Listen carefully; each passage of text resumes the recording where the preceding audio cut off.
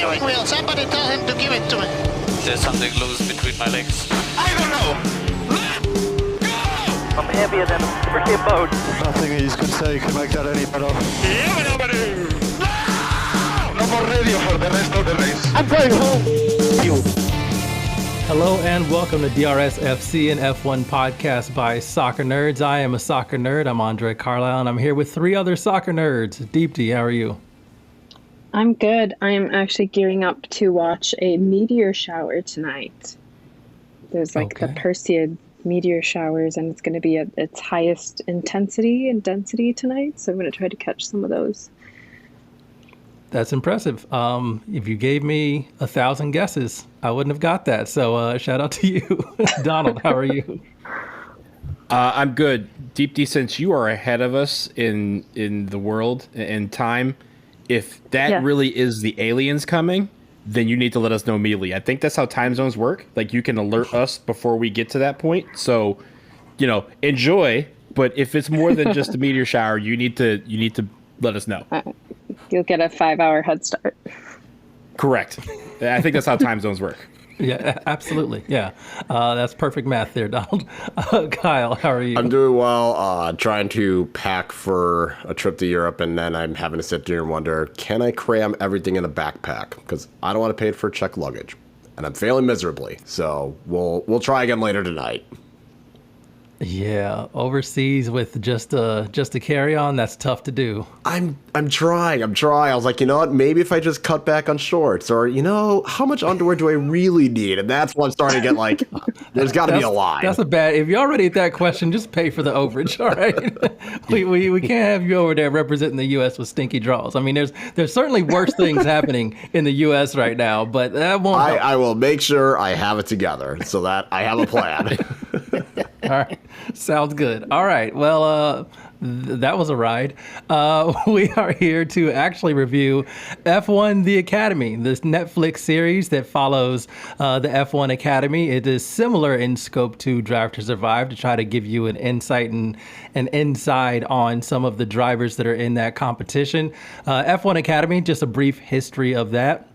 It was started in 2023 by Susie Wolf, who is Toto Wolff's partner, but she was also a racing driver herself. She dove a bit in open wheel as well, cars, and had a pretty good career. And now one of her primary goals around F1 is to get a woman driver, a female driver, on the grid in legit F1.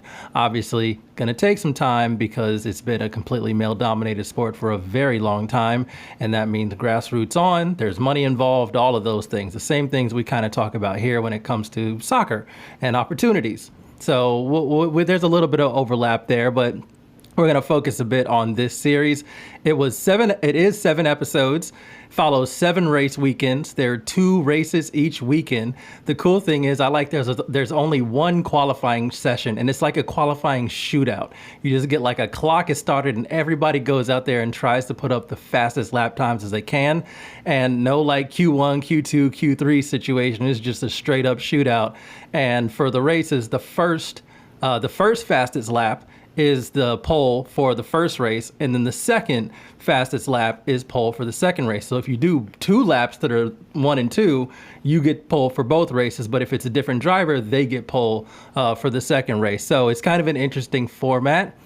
All in all, I believe there were 15 drivers included in this, so many which we'll definitely talk about. So let's just kind of round robin the situation, just give our basic overall thoughts on the series, because I do want to dive into different storylines that popped up, things that resonated with you, things that might not have, and then we'll kind of end with the highlights and lowlights. But let's start with overall thoughts. Deepti, let's start with you.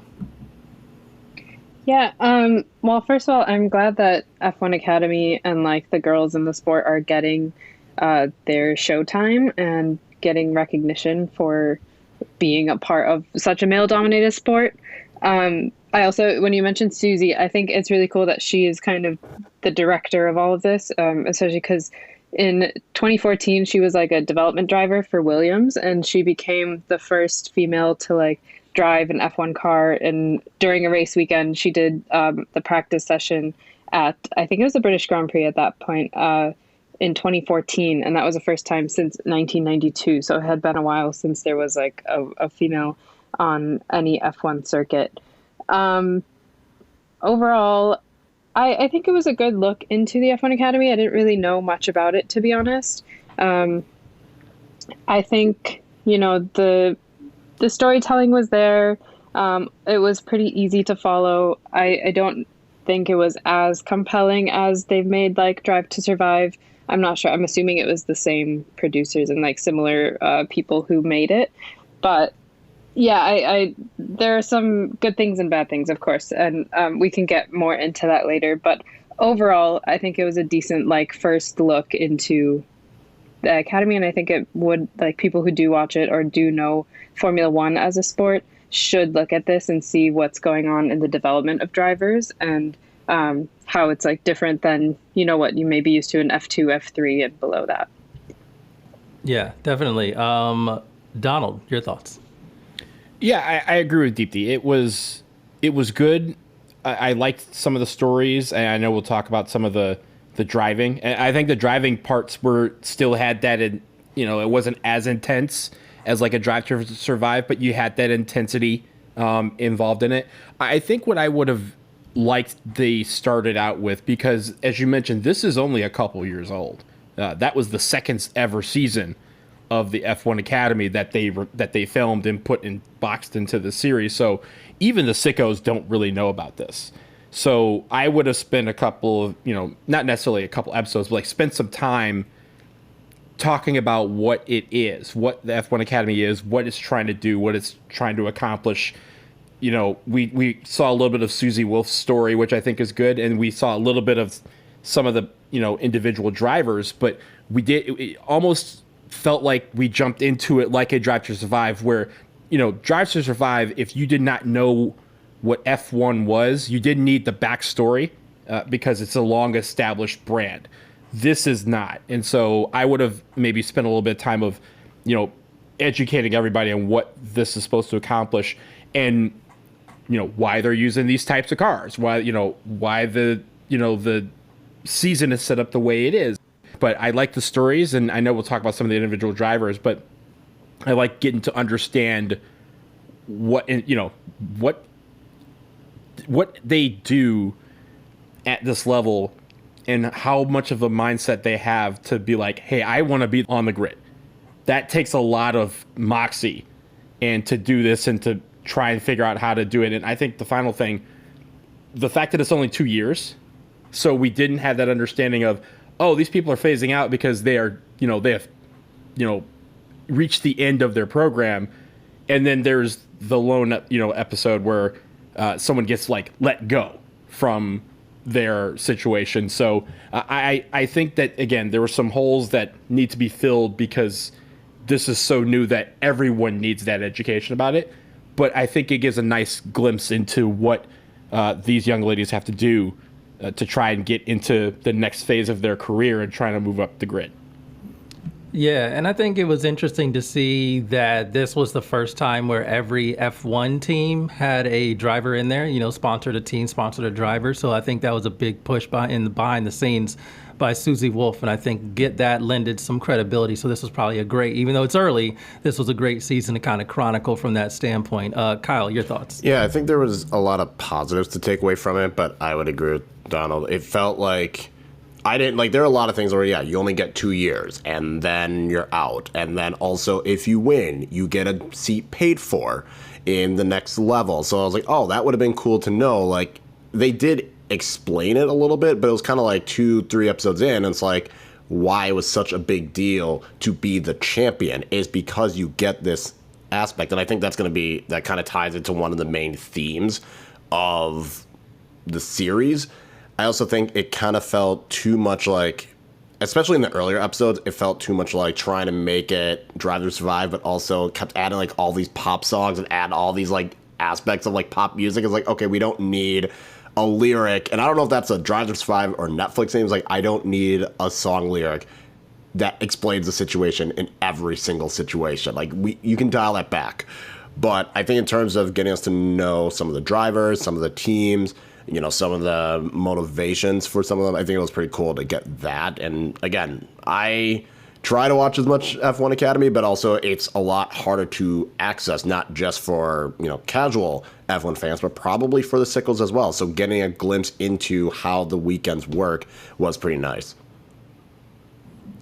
I'm a little bit mad you brought up the music already. I was going to get to that later on. I mean, honestly, some of it was just, and again, I think there's a bigger question, like who's the audience, right? I don't know who the audience for this is. Maybe is it to inspire young girls? Maybe that's what you want. That's what the audience is, but it just depends on if that's who you're targeting, or if you're just targeting basic like race fans so they're aware and can follow the storylines of the drivers and how the drama of trying to find a career in open wheel racing, particularly F1.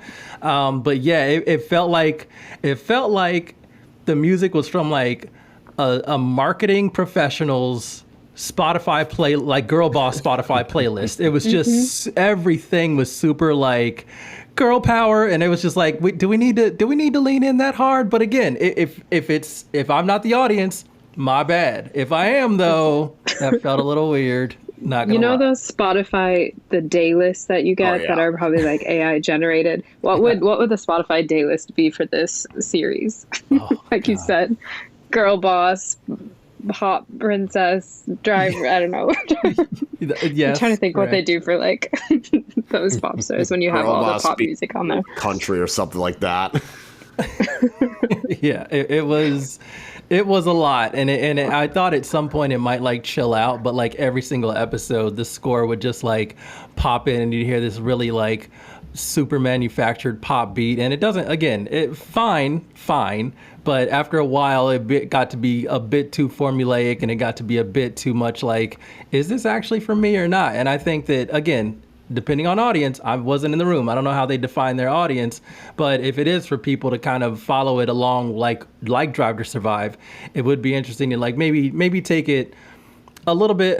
I don't even want to say more like seriously or professionally or whatever, because I don't need professional music, right? I don't need it to be the most like buttoned up thing, but I do think that they're leaning hard into something that is a hard sell, even the people, maybe even to the audience that they want to target. If it's not me, I don't know who particularly resonates with that outside of maybe a marketing room or whatever Netflix's production company wants to do. So yeah, that was, I'm not gonna lie, it was a little bit distracting. I'm just thinking even of when the drivers and their personalities, it doesn't seem like the music fit them either. So if like they're trying to attract more like girls to watch it and enter the sport, I'm not sure that is the best way either. Like that's just a small subsection of who may be watching, like you said.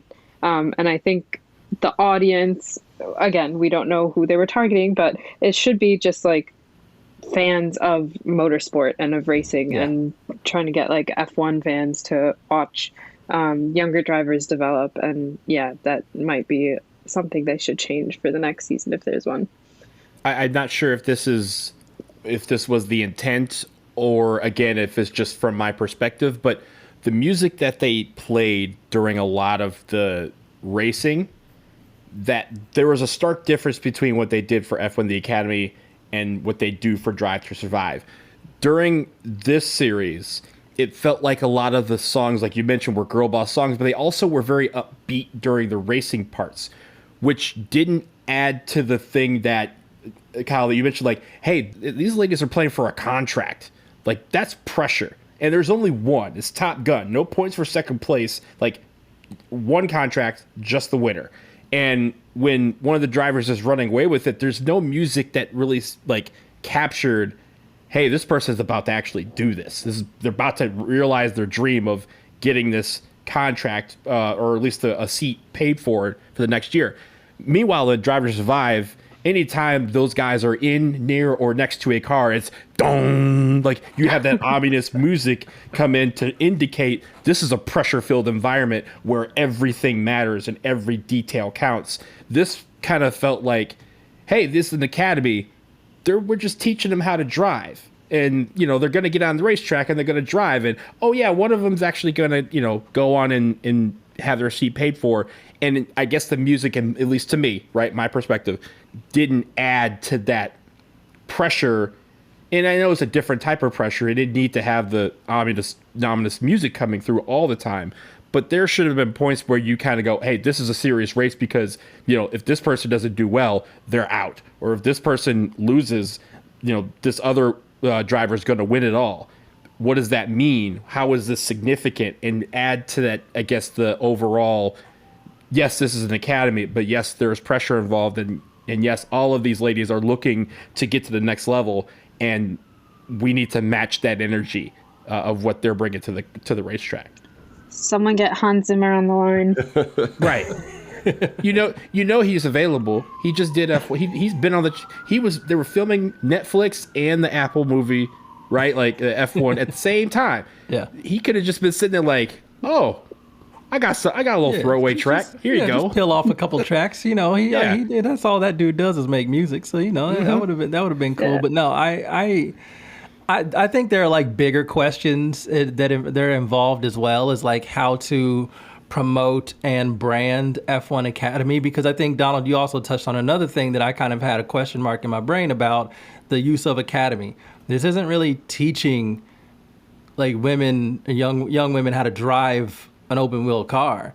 They have success at karting levels and lower levels, and they get to earn those spots to try to compete there. They followed Leah Block as well, for a very successful rally racer as well. Like there are so many Abby Pulling. There are so many like other levels of racing, and I think at least for us in the U.S. And again, this is where I have a question mark of audience, but part of what Drive to Survive did was bring in that American audience, like show you like, here's the sport, here are the rules, here's the drama, here are the drivers. Like that's what hooked you into everything. And of course the personalities, which we did get, and I do want to get to. But when it comes to F1 Academy, the question is, you don't really know the background of these drivers. How do they get where they get? And they did a decent job there, but calling it academy sounds like they're being taught something when really it's more pressurized than that. And we know that they're like, now, because I've been a bit of a sicko in the sport for a little bit now, I know that there's different levels of racing. There's F2, there's F3, there's F4, there's British touring car championships, there's the endurance championship, there's super formula. There's all these things that are different divisions of racing and different kinds of racing, different cars, open wheel, some not. And we don't necessarily inherently know that. So I think the audience should know that these are already really talented drivers. And I don't know if selling it as academy and then you add on the pop music kind of does deflate it a tad bit if you're just looking at the overall packaging of what they're selling. And just those two different trains of thought, right? If this is supposed to be a learning experience for them, okay, or is this supposed to be hey, we're taking the top 15 young women and they're going to fight it out for one contract, kind of like reality TV style. Both of those in other sports involve you using the same equipment, right? If you're teaching yourself how to be, a soccer academy, for example, if they're trying to train you or teach you how to become that level where you can play on the first team, you're using the same soccer ball. If you're trying to, pressurize saying, hey, of the 100 of you, only 5 are going to make the team, you use the same soccer ball. And here they're using a car that is not used at any of these levels. So are we teaching them how to drive an open wheel and to say, hey, this is the first step? Or is it where they're trying to insert that pressure? But in either case, it lends me to a thing I think I said a few episodes ago that we've been trying to figure out how to do is, why do all these levels have different cars and what is this supposed to be feeding into? Yeah, no, that's a very good question. I think that's a question for like several elements that F1's aligned with, F4, F2, F3, all of those. I don't know why I did it in different orders there. Numbers have their own order. I decided to ignore that. But yeah, I agree. But it was still, I think, for the first go at this, and I do hope they continue doing this, for the first go of this, it was intriguing. It did bring you in. And I think some of the concern, like Drive to Survive was fantastic because you got a deep dive into the drivers' personalities, and chances are, especially the drivers they focus on, they were going to be around for a while. This one has an additional hurdle where Abby Pulling's already gone. Like she's out. Like you, if you try to watch F1 The Academy now, you're going to see several new names, several new faces that you weren't introduced to in this series. And that's just the nature, like the cutthroat nature of it. And I think leaning into that cutthroat nature, saying this is really difficult because we're trying to like speed run our way through so many barriers that were built up against female drivers, that now we have this like pressurized, super pressurized series of racing that is going to be like super dramatic, super intense, and like that, to me, that's what you lean on for the drama and suspense of a series like this. But okay, we're not in the writer's room. All right, we gave some tips, we gave our overviews, we gave our thoughts, but I do want to get to like some of the interesting things that we did see.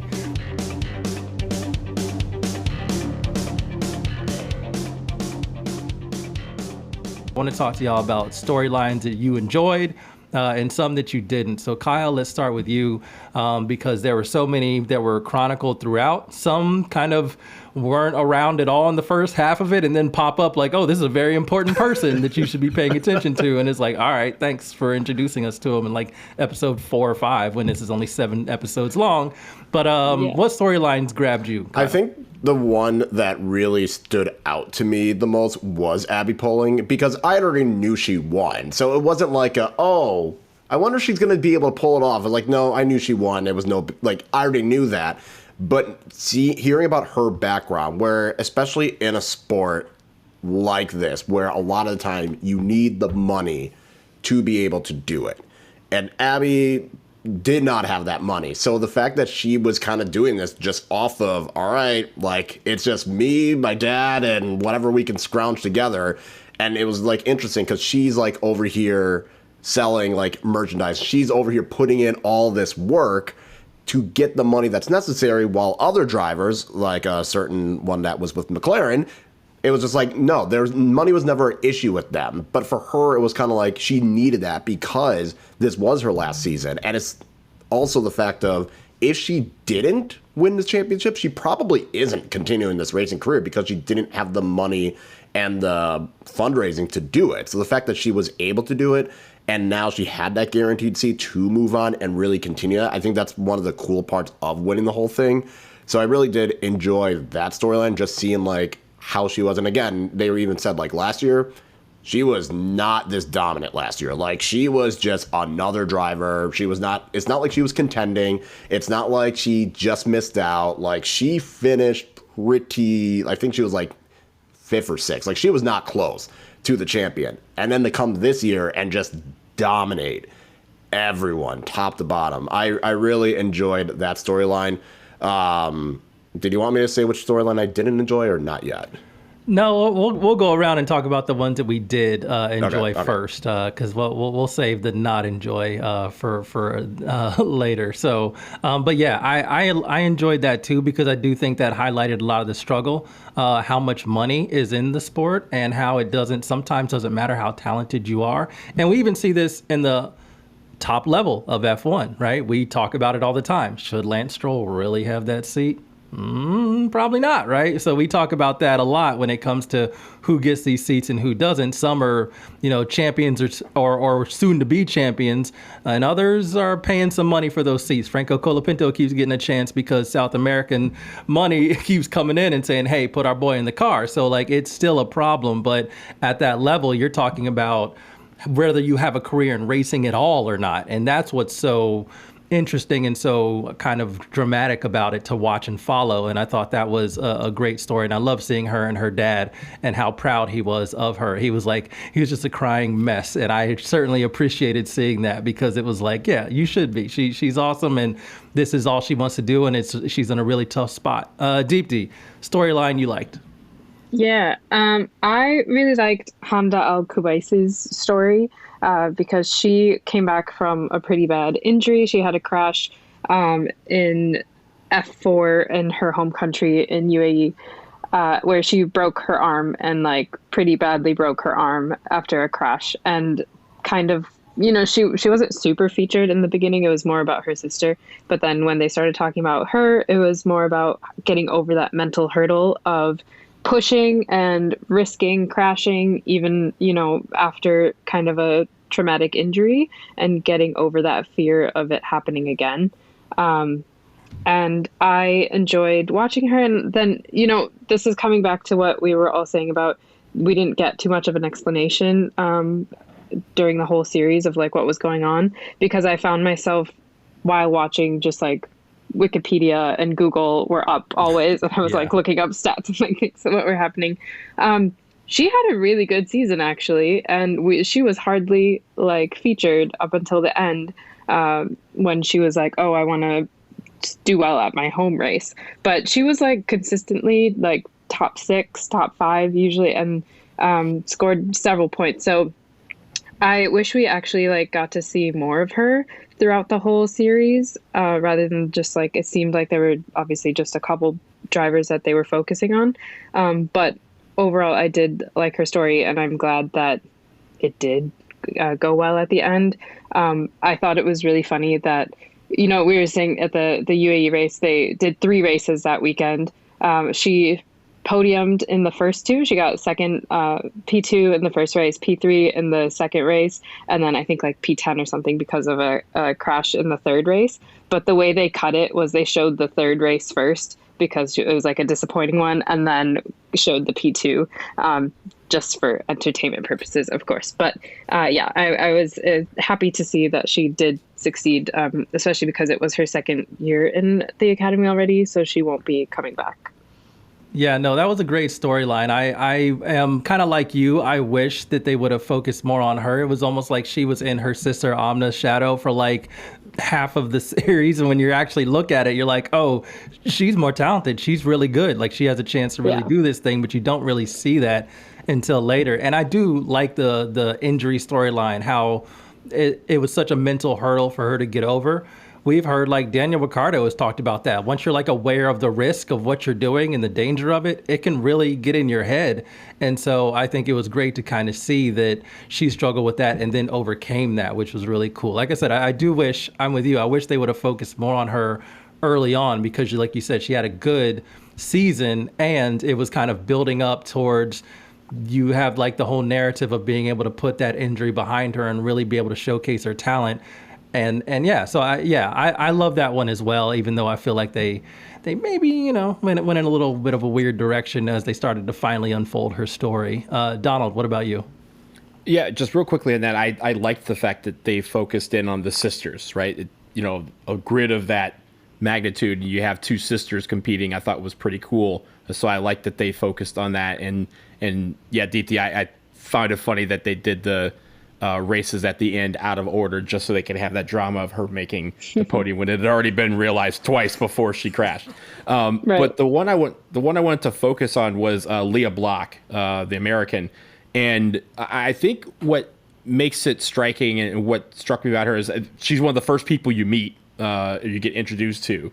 And you get introduced to the tragedy of, we all, Kim Block was somebody that was very, very well known in those circles and racing circles and all that. And he had passed away just before this started filming. So the fact that when I'm like Block and you recognize the name, I know that comes with, one, she has to carry the pain of her father passing away in a snowmobile accident. So kind of doing something similar, like as far as active racing sports, but also carrying that name and the magnet, what comes with it, right? The prestige that came with it, and having to, mimic that on a track that she had never done before. Because I believe she's still in it. So it was her first year in the program. Yeah. So she's walking into it with just her name and her reputation. And I liked that by the end of it, you kind of recognize the fact that she is she's going to be a good driver in her own right. And I like those stories of people kind of, for lack of a better term, emerging from the shadows of their parents who may be famous to carve a path of their own in a sport that's similar or something like that. So I really enjoyed that. And the fact that she was able to re-up with Williams was pretty cool. So you kind of get that backstory of what she did before, how she kind of broke through on her own. And it just also felt like she was very even keeled, despite the fact that her mom might have been a little emotional when it came to some of these races. It felt like for the most part, she she knew what she was doing wrong. She knew what she was doing right. And no matter what, I think what Williams really appreciated was that she improved every time, it felt like, and she was able to learn from her mistakes and just stay in the moment of, I know I need to do this, or I know I need to do better than what I did. So I liked, again, that kind of arc of her kind of breaking into her own and trying to forge her own path. But also, again, you're trying to bring in the American audience. Having an American to kind of lead the series off is what struck me as, hey, they are trying to capture, the hearts of American young women who might want to do this, and who better to do it than throwing the person with the name, and you try to figure out if she can create her own legacy. Yeah, I thought what was really cool to me is seeing how, like, the difference in driving styles. She was really a rally driver trying to figure out the open wheel thing. Yeah. You would see her slide the car around, but in this sort of racing, you lose time when you slide the car around. So she was having to adjust. And tires, as we know. Yeah, absolutely, cooking tires. So I thought that was fantastic. And I do wish there was a little bit more focus on that, because it was interesting to see her learning and development, to being like, oh, you need to be a lot smoother, you need to be a lot more in control of the car, whereas rally driving, you are never in control of that car. You're just trying to keep it on the road, which is really important. So Kyle, I know you got a run, but did you want to do your the storyline you didn't like? Yes, funny, I just typed it out, but there's too much Bianca Bustamante for my liking. Like, I understood at first the few episodes, like, okay, she is one of the most popular, sure. But then it just kind of felt like you're forcing her on us, and she wasn't doing well, especially that stretch where she is struggling. It's like, okay, it's one thing to struggle, but this is now just like awkward to watch, because it's like so clear that she was getting way too much, like the hype was not matching the productivity. It was just like a tough watch. And it makes it really tough, too, when there's other drivers. Yeah, it would have been great to see more Hamda, or it would have been great to hear of more Maya Weg, who finished third, and this year is also in contention for the championship. And, we don't know anything about her until, the last episode, maybe. So it's kind of like, it would have been nice to highlight other drivers instead of putting so much in Bianca. And, I mean, I'm not trying to, sound like I don't like Bianca, but it was just clear, okay, I would say out of the 7-ish episodes, 5 of them focused on her. 5 of them, she was in a focus point of the storyline. It's like, there were so many other drivers where we could have learned more about them, or understood where they're coming from. It would have been nice to know the other team sponsored drivers, because I didn't know anything about the one with Tina Hausman, and she was sponsored by Aston Martin, or we didn't really hear much about who Sauber had endorsed either. So it's kind of there's so many other drivers that we could have gotten, but that was it for me. Especially because her story didn't seem like it really went anywhere. It was just the same thing over and over again each episode. So I feel like, they could have cut that down. She still gets another spot. She moves up to the same level as Abby Pulling. It's like, well, what the hell? What did she do to get here? I also think that shows both sides, right? You have Abby Pulling, the two, it's a dichotomy. You have, like you said in the beginning, Abby Pulling, who needs to succeed to get the spot and get the money for it. Whereas you have another driver who, through her social media and her, just marketing of herself, she's able to also do it. Obviously, she, I guess, is talented enough to do it. They wouldn't take her if they didn't think she was, but that is another side of it too. I have another take on this. I did not necessarily mind Bianca's story, her as a driver. What I did not like was her engineer. Yes. Because he told her nothing for an entire season until, oh, by the way, McLaren's firing you. She said, oh, she kind of felt like it was coming, but there was no. It almost felt like it fast forwarded to Zach Brown making his appearance, going well, she ain't doing the job, she's got to go, and then walking off, and this guy just kind of going, oh yeah, she's been shit the whole season, and it didn't feel like that was properly communicated to her, or again, you didn't see what steps they were taking to look at data or look at the simulators and how she was driving, and again try to adjust the car or just her driving and make it where those are harmonious. It just kind of felt like they were like, yeah, she's doing her thing, and then her engineer was like, I don't like the way she drives because she doesn't pay attention. And I'm like, there was no attempt, it felt like, to really do the academy part, teach her what she needed to do to be a better driver and to improve. Mm-hmm. I think, there was her engineer, but I think you're thinking of Warren, right? Who her like performance coach, I think he is technically. Yeah. He's like the director of development for McLaren. Yes, that's him. Yeah, I agree, and part of it may be like the way they cut it. They like purpose. Obviously, the way these shows are made can create some drama or some of that as well, the tension. But I totally agree with you. He was very annoying in the beginning, where it was just like a defeatist attitude the whole time until that one scene, when they're like talking on the balcony or something. I forget, it may be Singapore, I can't remember, and she just kind of breaks down in front of him, and he just goes like, oh, like, I'm really good at reading people, but I didn't get any of this from you. And I'm like, come on, dude, like, that's your job.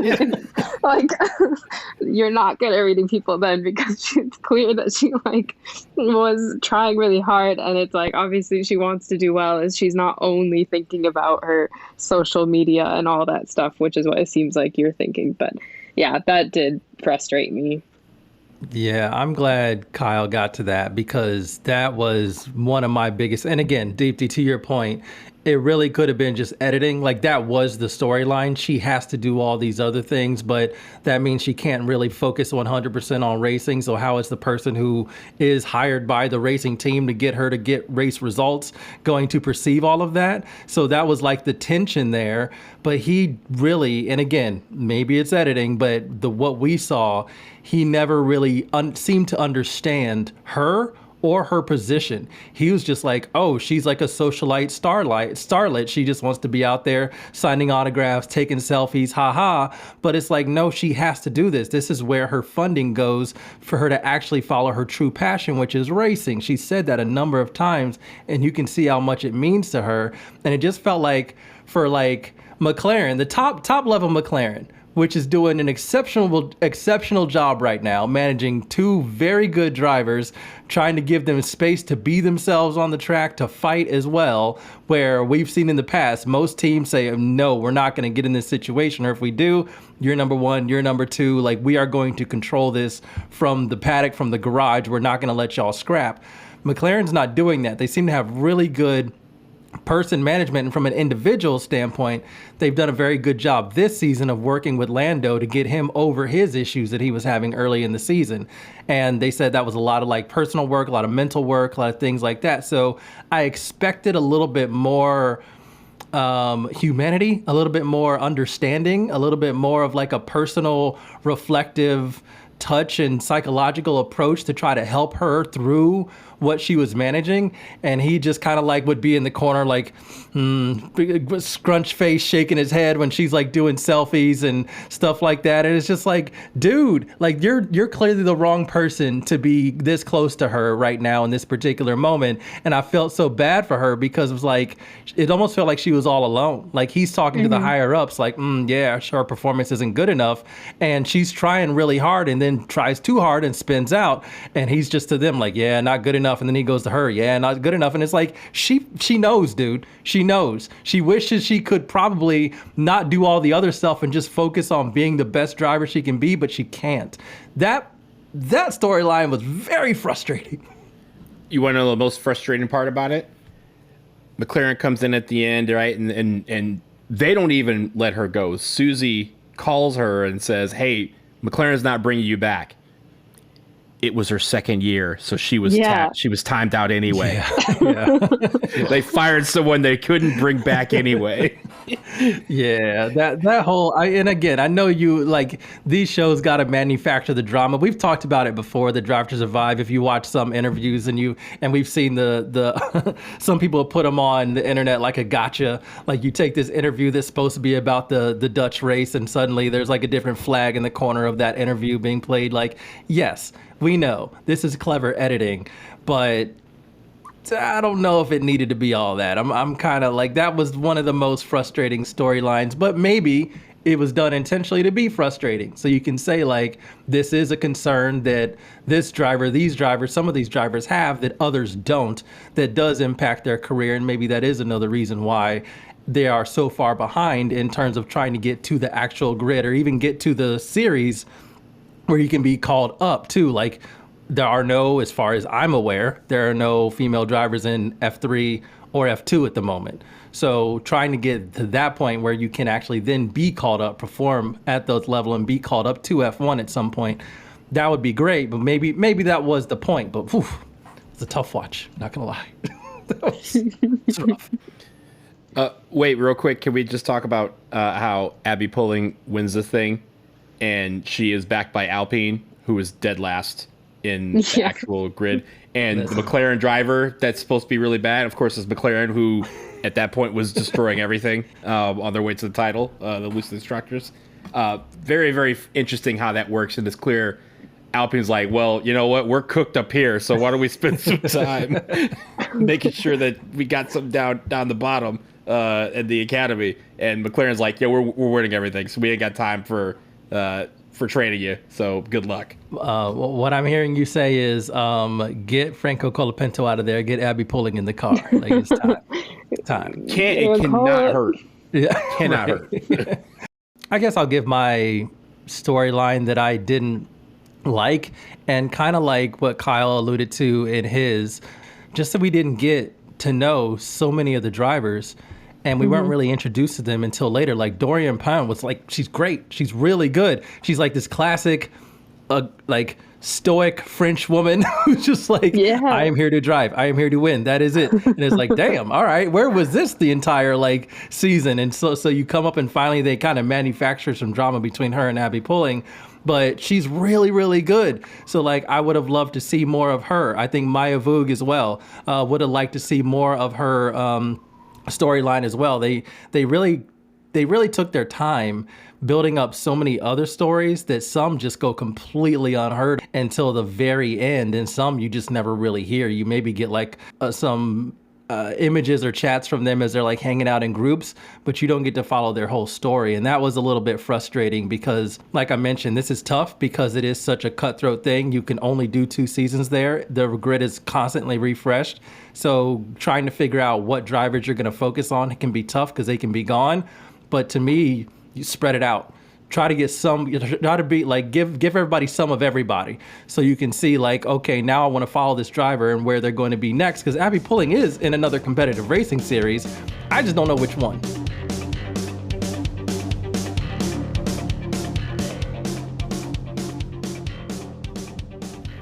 Deepti, 3 questions.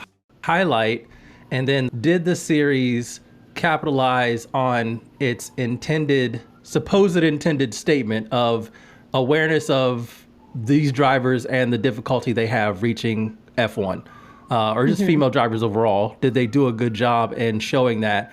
And then should there be a season 2? Okay, I'm just taking a look at my notes to see if I like wrote anything while I was watching that was a big standout or big highlight. I think, okay, well, overall, I do like that, there's only a few locations that they go to, and we got to see most of them. So I think that was nice to kind of get an idea of what the whole season is like. What I didn't like, though, was that you had no sense of time and like how much time was between each race weekend. It's like 2 months on average between each one. And then also, I wish that we could have seen more of like what the car itself is. Like we heard that, the cars are all the same for all the drivers, except for certain, I guess, setups on the day of and whatever. So that part I found a little bit confusing because they were like, each driver has the exact same car, but then obviously the way the like engineers do something to it during race weekend, like set up certain parts of it, it can affect the like aerodynamics and obviously the driver talent as well, how they drive. So I wish we got like a little bit more of the actual car part of it. But sorry, that didn't even answer your question. I'm gonna say, I think, that's really hard. Highlight, I'll probably just all the stuff off track honestly. I like seeing some more of their personalities, like when they showed, Leah Block's birthday party and having them all come together. I liked that they the Americans taught the others how to make proper s'mores, which I've had to do over here in the UK as well. Other stuff like Dorian going on Jimmy Kimmel, like she clearly made a big enough impact that she got on one of the biggest late night shows in the US. So seeing those things off the track, I thought was really cool. In terms of, do I think it kind of hit its mark and what it wanted to do? I say yes. Okay, I think for me personally, yes, it made me a bit more interested in F1 Academy. I hadn't watched F1 Academy before or any of the races. I didn't really know any of the drivers except Bianca, really.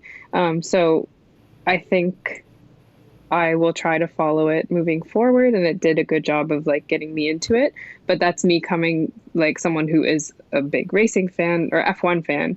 For others who are not, I don't know if it really hit the mark just based on everything that we've said about just how they edited it with the music and all, and also just some of what storylines they focused on.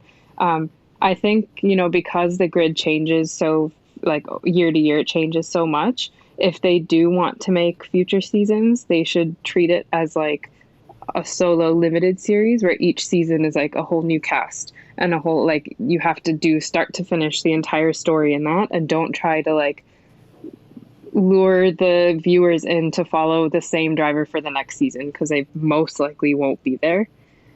So just have the whole thing wrapped up in one season, and then I think it will do well.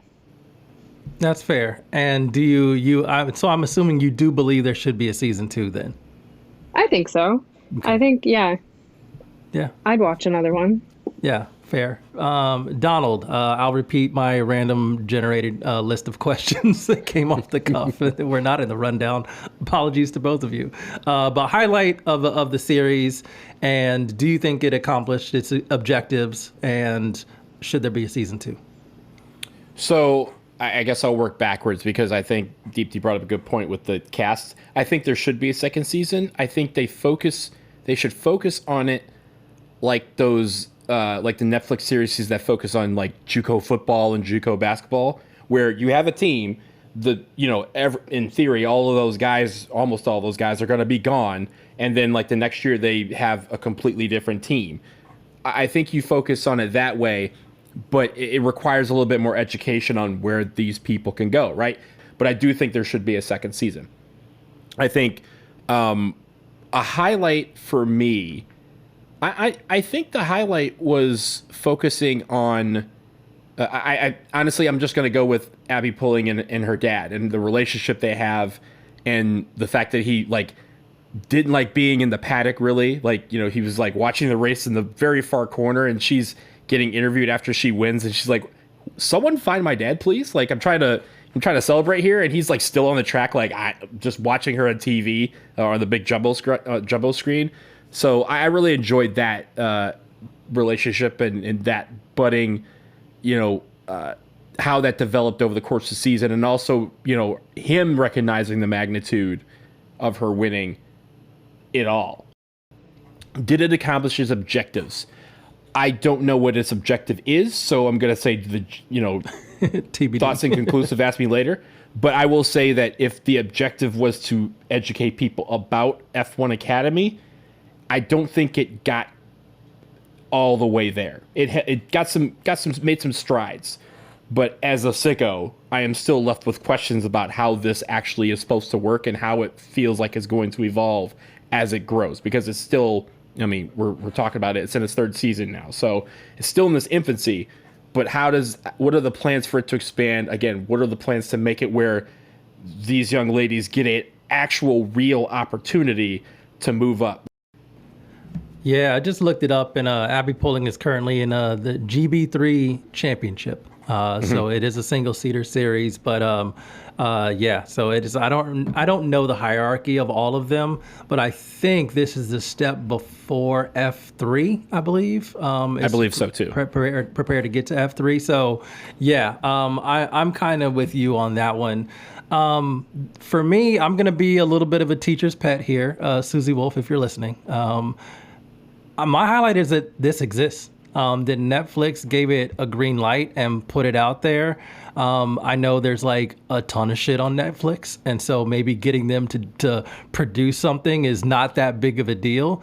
But I do think this is a pretty big deal. And so I am glad that this exists. I'm glad that it is. At first we were in the group chat. We were like, is this just going to be Netflix UK? Are we going to be able to watch it over here in the States? And yeah, it was available everywhere. And I think that's awesome. I think the production quality obviously was good. We've talked about our gripes with the music, but I think overall it was impressive. And I like seeing it. We all have notes on how they could do it better. But I'll kind of answer my the last question on the list now, which is, should there be a season 2? I think definitely. I think they hopefully have discussed and learned like what to do differently, who the audience is, how to get people invested in this, because I think what I'm finding is that the F1 audience, there is some overlap. I think this is why a soccer transition to F1 can be fairly easy. I mean, we kind of did it ourselves, obviously, given how we intro every episode. But like, there's a similar view of the world, I think, and we want to see more diversity in the paddock. We want to see more diversity on the grid as well. And I think trying to showcase different ways that you can do that and try to showcase that this is a priority for the sport as well is important. Now, obviously, you can't just, those can't be hollow words. You can't just produce a Netflix show and say, hey, we're trying. Like, there are some things, like Donald said, the cars, how far away are they? How well are you preparing these women to go and race at higher levels so they can refine their skills enough to where they can be one of them eventually in the next 5 years, 10 years, whatever. Hopefully it doesn't take any longer than that. But how do you get them to that point? And I think that should be part of the series as well, just acknowledging what it is. And so that kind of brings me back to your point, Donald, that you brought up. Did it accomplish its objectives? I'm with you. I don't know. Did it make us more aware of the series? Yes. Did it make us more aware of the drivers? Yes. So check on that. But what is the long-term goal of this? And that's the question that I have from it. And that's where I would like to see it more refined in season 2, to be able to see more of the struggle and what F1 is actually doing to try and put these women in better positions to be able to get on the grid. Like, show us everything. Sometimes you're going to have to show us the warts, like, right? Like, we kind of going to need to grow together through some of this. And I think that that's fine, but that is what it's going to take, because clearly F1 has become something that has been, I think, more comfortably called out now. There was a time when Lewis was kind of the standalone voice as like, hey, I'm looking around, not a whole lot of diversity around here. I'm the only black guy, and then there are no women around. But now we see, like, there's Ocon's engineer is a woman. Like, it's not unusual to see women in every single paddock. Like, that's cool.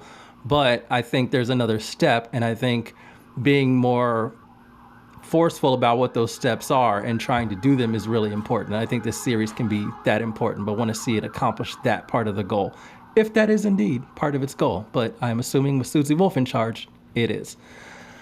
All right, that's it. We reviewed it. Any final thoughts from Deepti, you, and then Donald? No, when I was watching the end credits, I noticed Reese Witherspoon is also an executive producer. Yes. Her production company, Hello Sunshine, helped do this. So, Reese or Susie, if you're listening, DRS FC can be another producer. We have lots of thoughts. We'll be much kinder in the boardrooms if you invite us. Thank you so much. Yes, thank you. Okay, so what to look forward to next from us? We don't know. We're working on it. We'll figure out what we're going to do next. We have several things around that we want to do. I want to talk about the 2026 regulations. We want to talk about tires as well. There's also other F1 movie that's going to be reviewed at some point as well. So that race. Are we going to do that race? 2021 Abu Dhabi. We got to talk about that at some point too. So Yeah, there's a lot to get to. We'll see if we get to it. But until then, for Deepti and Donald and Kyle who ran away, I'm Andre. Vroom, vroom.